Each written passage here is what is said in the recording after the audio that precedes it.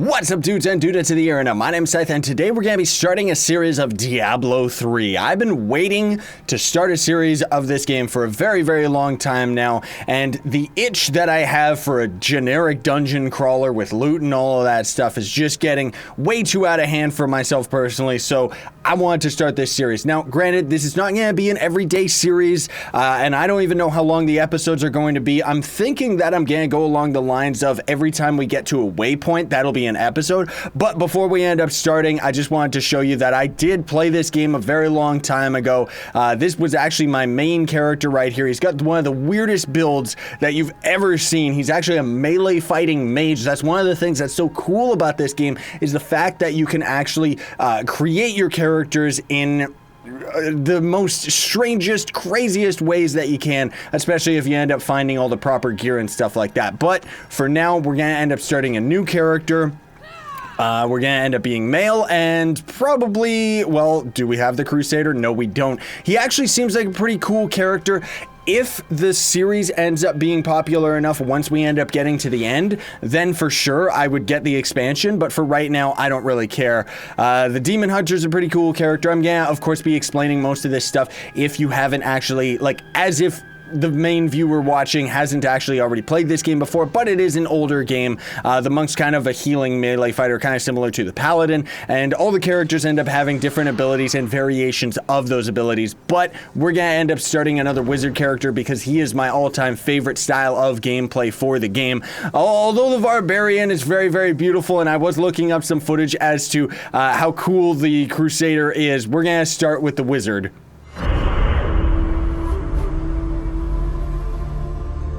Since my youth, I have been told that I was special.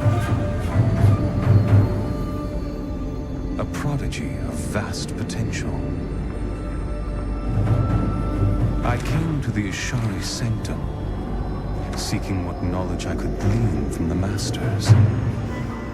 But I found them fearful of the truth. I would learn nothing from them.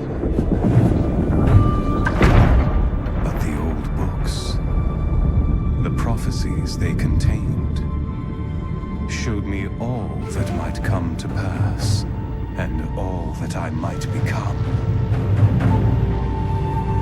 Then, a star fell from the heavens, the sign that my moment had come. I will go west to Tristram, to stop the darkness that the star portends, and fulfill the destiny that beckons me. We're a mage, we're a mage, we're a mage, we're a mage. That was, I know, a very intense cutscene. I gotta try and get used to these controls as well, because it's been a very long time since I played this game. Actually, I ended up stopping when Paragon levels came into play. Paragon levels, for those that don't know, is once you actually get to the end of the game, you can continue grinding for some extra stats, even if you end up having your character max level. I don't entirely know the system, so you'll have to excuse me for that, everybody. But yeah, so as you saw right there, we actually picked up a health globe. This was one of the biggest fundamental changes from Diablo 3 compared to the other Diablo games, because enemies will actually drop health orbs. The older versions of Diablo, it was very, very, like, your characters were reliant on potions, whereas now it's more that you can get those health potions in the middle of combat so that you can continue fighting in the middle of battle without worrying too much about potion spamming, right? Because that's kind of what the old game was about. I'm gonna leave all these cutscenes, or not the cutscenes. I'm gonna leave the cutscenes in, although we may end up skipping a lot of the dialogue that a lot of these dudes have. But hey, whatever. You can, of course, still use a potion, but as you can see, it has a bit of a cooldown. And I remember that was a bit of a... People were kind of worried as to what was gonna actually end up happening when the full game ended up coming out. What's this? You have unspent Paragon points. You can use these on your characters? I don't get it. Which one should we even go for? Probably movement speed, but I'm gonna go for intelligence just because... Whoops. I didn't even grab that, did I? And I don't remember the button that ends up being used for that. Oh boy, oh well, who cares? Do we actually start with a second ability? No, we don't. So this is kind of, we'll get into the different abilities as time goes on, but as you can see, you unlock different slots and different passives and stuff like that as you end up getting more and more powerful throughout the game. And this is kind of the town, this is the main area where everything is all about. And this is a waypoint shrine thing where you'll actually travel further, unlock way shrines, and then you can teleport to them after you end up saving and quitting and stuff like that, right? So the biggest thing too that is so cool about this game that a lot of people don't really know, just out of people that I've talked to anyways, is the fact that the Diablo series was pretty much the first ones that did this. They made and pretty much invented magic find, dungeon crawling, loot, and stuff like that. Kind of similar to how Doom is the grandfather of first-person shooters. Diablo is the grandfather of the dungeon crawler. So it was really, really cool. There was much hype when this game ended up coming out, and I still very much love this game. I always love this game, even though it got a little bit of a bad rep because the end game wasn't actually fully fleshed out when the game ended up coming out. You know, there was a lot of people, the biggest thing was the difficulty ended up being way too easy for a lot of people because everybody was kind of overly expecting it to be like something real insane and stuff like that, right? So now we actually have our right-click ability, which is the Ray of Frost is the first one that we get. Channel a beam of pure cold, chilling your enemies, which is so cool. I love it. Yes, I will take it. There's also a fire laser as well. And all these little icons on the map all do mean different stuff. This guy, oops. Well, rip me. So this is the Artisan, and it looks like I already have him maxed out. Maybe. I could be wrong about that. I think these are shared across all characters, everybody. He's a profession that we would normally end up using to get like other legendary gears and stuff like that, which we won't touch these professions too often throughout the series because I want to kind of do it just very vanilla, very go through the game. Here's my stash, which has a lot of old stuff that I may end up grabbing a little bit later on because it's delicious. No, just kidding. We'll end up grinding everything out ourselves, but I am definitely going to have to organize that inventory so that we can get it under control. Normally, you start with one box, like one cache, and those caches, of course, that chest is shared across all characters, and the whole point, too, is that you end up using in-game currency and gold to unlock more slots and stuff like that. So cool, man. I love it. Lots of aspects of this game. If you're coming from my Trove series, Trove actually took a lot of aspects from Diablo, whether they know it or not, because of the fact that this game started it all, right? Like, it's one of the big first games that does everything. Ice laser! It doesn't actually phase through anything until later, I don't think, anyways. We've got a little bit of new lore, but that's okay. It doesn't really matter. And don't worry, I know we look like a scrub now, but eventually we will end up looking a lot cooler. And if you're new to the whole Diablo series and you don't really know what's going on, the camera is, of course, a fixed camera angle, which I like. You know, lots of people were kind of confused whether or not they were going to make it so that you could actually rotate the camera. I like the fact that it doesn't, because it means that they can focus it so that there's not really that many instances where you can't see what's going on. Right over here, you can see we've got a little bit of a boss enemy generated, and that's why she ended up dropping loot. Not as crazy a boss as some of the other random enemies you can see. Of course, there is going to be bosses for completing the act, which is kind of what the chapters are called and stuff like that, for sure. But there's just random bosses that you can end up finding as well. Now, another thing too that's useful about this ability is you can kind of use it to tag people. Oh, I guess it's not a boss, it's just kind of like a mini enemy. Yeah, well, we'll grab that so we can sell it. But you can actually tag the enemies with our ice, and then we could end up walking away.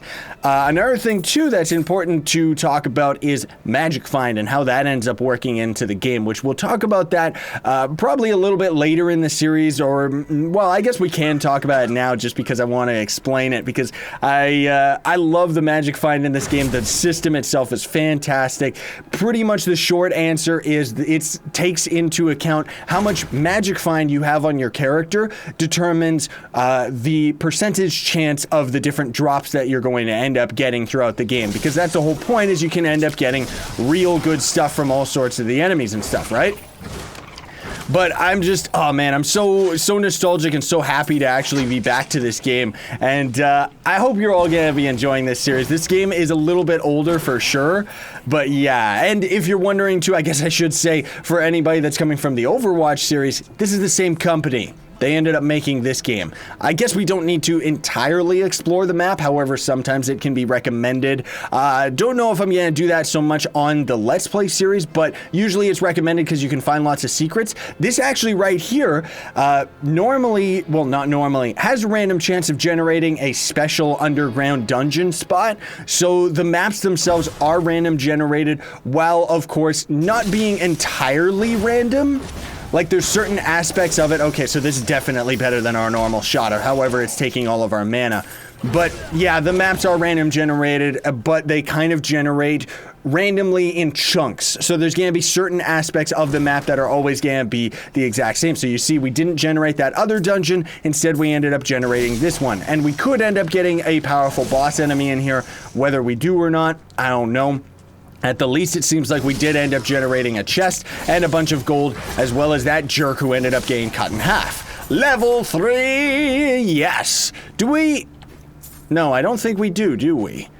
Yeah, when we go to our character, that was the other thing too with this game, is the older versions of the game had you end up choosing all of your stats for your characters. And excuse me if I'm a total scrub and completely forgot about it, but it doesn't seem like we get to. What this game ended up doing is, rather than choosing all the stats for your characters, instead you're choosing the spell placement and stuff like that. Because as we end up getting later into the game, folks, like legit, the amount of customization that they have for all of the different classes is just so crazy, man. I absolutely love it. Of course, there is going to be certain builds that are a bit more ideal than others, but the fact of the matter is that you can really customize your character. Like I was saying before, I ended up having my other magic character that we ended up getting a magic piece of gear, which has regenerate life a little bit. But my other magic character, like my mage, was a melee fighter. And he had like such weird spells and such weird gear, I completely forget the type of build that it was. Maybe we can take a look at something like that way later in the series, if enough of you actually would like to see that. But for the sake of this series, yeah, we're not really focusing too much on that stuff. And it's so cool. These enemies were from Diablo 2 as well. Later in the game as well, it's very important. This is where kiting comes into play. As well as just luring enemies around and everything. Well, I guess that's kind of what kiting is anyway, right? Well, there we go. We got some pants. So as you can see, our character is looking a little bit different. You can kind of see he's got this thing hanging from him, and oh, that didn't actually change anything. Okay. Well, it changed the way that our pants looked, although you might not be able to actually see it. Sometimes you can end up getting two, like this scarecrow could have actually generated with a trap. And that's where things get really cool. And it's a new experience every time, right? Ooh, I always like this one. This one was actually a really good boss for farming once you ended up getting to the late game. Just because he ends up dropping quite a bit of gear. Haha, get destroyed, mate. Give me that stuff. What did he end up giving us? Is this any better than ours? It's actually the exact same. Okay, so we don't need it. I love the fact that he automatically picks up gold as well, because he actually didn't do that in the other older Diablo games, right? So yeah. Again, too, I'm not exactly sure on the format of the series, everybody. Like I said, we're probably going to be doing it in sections, maybe, you know, from waypoint to waypoint. So I think we're actually coming across our first waypoint right now. Checkpoints, of course, means that if we end up logging out, we can actually come right back and be at this spot. As far as I remember, it's been a long time since I played. Oh, goodness gracious, I will destroy you, weird witch creature. Another thing, too, I want to say that I love about this game is you might not think, you know, it's kind of got washed out colors and stuff like that. Of course, there's our waypoint right there, which we'll deal with that in a bit after we end up going through this area. But the washed out colors, like one of the biggest things that I love about this game is the color contrasting is done so superbly that you can end up being at the end game having like so much stuff going on with multiple different characters, because this game goes up to 4 players at a time, and you can actually see what's going on. You know, that's one of the things that I've always propped about this game, is the fact that you can have the entire screen cluttered with spells and you'll still be able to tell what's going on. The other thing too that I love about it is the fact that we have infinite mana, and all of the characters actually have their own mana type of game function where, you know, we actually have Arcane Power, which is a fast regenerating resource, which is just restored over time, and we end up using that not for our basic attacks, but for all of our other spells and stuff like that, right? And then, for example, the Barbarian ends up building Fury, I think it's what it's called, and the way that he works is his mana pool is actually a different color and stuff like that, and you actually start with 0 mana as the Candy Barbarian, listen to me.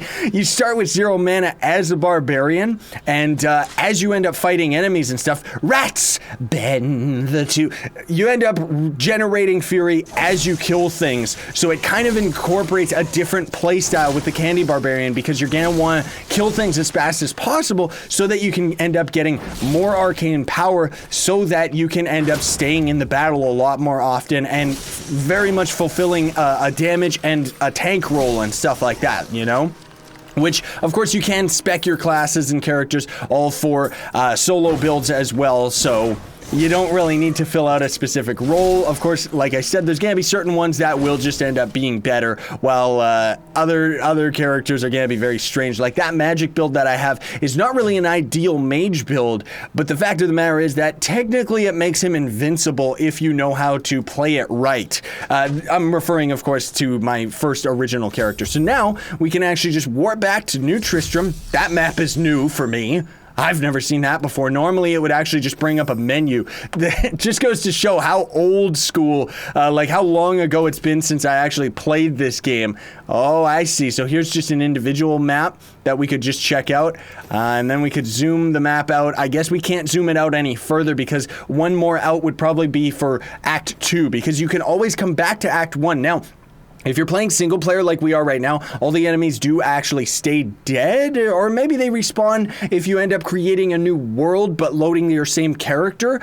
But one of the things that the game touts with the expansion anyways, I think, correct me if I'm wrong here everybody, it's been a very long time since I played this game, is the fact that once you end up completing the game, you can go to adventure mode, and then you just have access to the entire map, the entire game, can go anywhere you please, and all of the enemies are constantly gonna be respawning. But either way, everybody, let's just talk to this dude right here. He's just saying thanks for all the things that we ended up doing, blah, blah, blah. Personally speaking, I don't really care for the story in this one as much as I did in Diablo 1 and 2. Those ones were fantastic. And if you're wondering, we actually did have a Diablo 1 series a million years ago on the channel that I did with my brother Johnny Captain Napkin.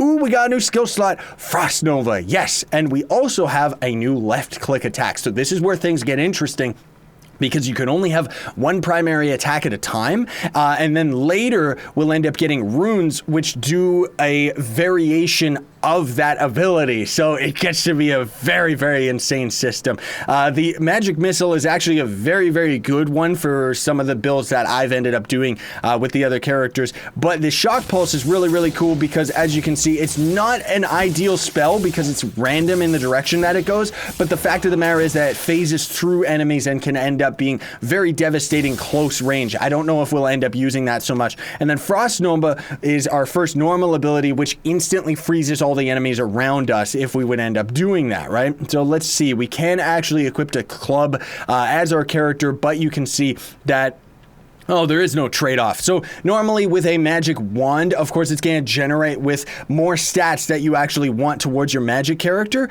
But as you can see right here, this bow, wait a minute. Oh, we can still use magic. Okay, so that's still cool. All right, man, I gotta relearn this game. That's nuts, though. I totally forgot that you could end up just using any piece of equipment. However, of course, you're gonna end up getting like more spell-oriented stuff on wands and staves and stuff like that, because you can, of course, have a staff will end up being a two-handed version of a wand, and then, of course, you can just use a wand, which is one-handed, which means that you could have a shield if you want defense, or you can end up having a skull that you can carry with your mage, and that will actually buff up your spells for more offensive play rather than defensive. So I'm really, really excited to be starting this series, everybody. We're going to call it here for the first episode, though. Thank you all so much for watching. I very much appreciate it. Hope you enjoyed. Hope you're going to enjoy the series and the episodes to come, because it's probably going to be a long while before we get through this game, because it's a very long game. But personally speaking, this is one of my favorite games of all time, seriously. So I would very much appreciate if you did enjoy it, to Hadouken the like button, folks. Thanks so much for watching. Sayonara and stay epic.